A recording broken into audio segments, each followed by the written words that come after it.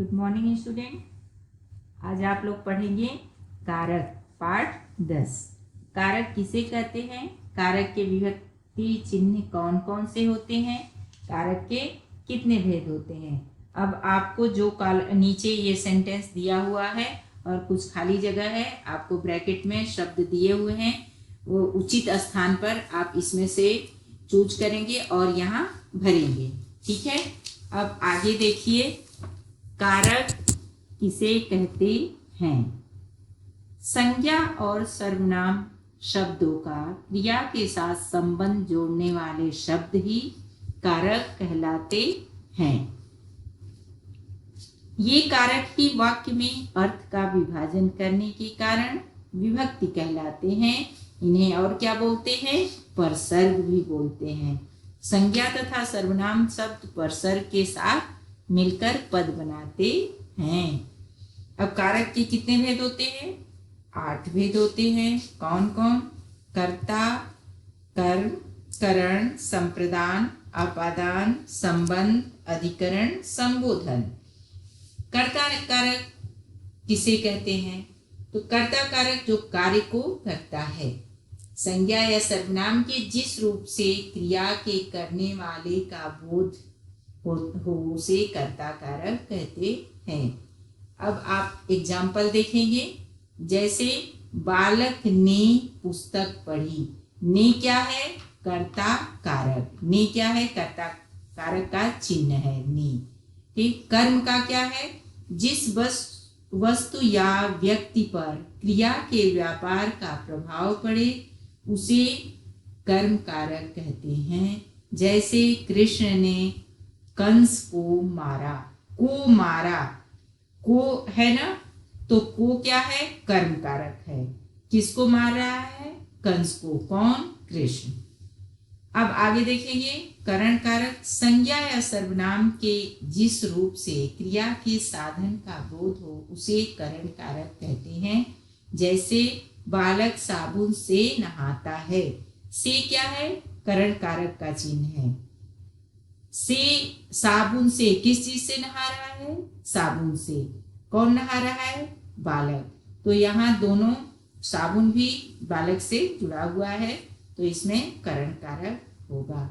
संप्रदान कारक जिस संज्ञा या सर्वनाम के लिए कुछ किया जाए या कुछ दिया जाए। मान लीजिए किसी व्यक्ति को या किसी को आप कोई चीज दे रहे हैं, तो उसमें आप संप्रदान यानी दिया जा रहा है। जैसे मौसी बालक के लिए खिलौने लाई। तो किसके लिए खिलौने लाई, बालक के लिए। कौन लाया, मौसी। मौसी बालक के लिए कुछ दे रही है, क्या दे रही है, खिलौना।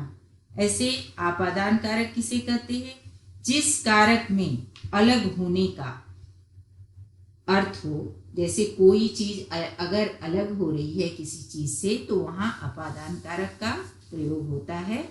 इसका चिन्ह क्या है, से। इसका भी चिन्ह से है, तो से इसमें अलग होने के लिए है।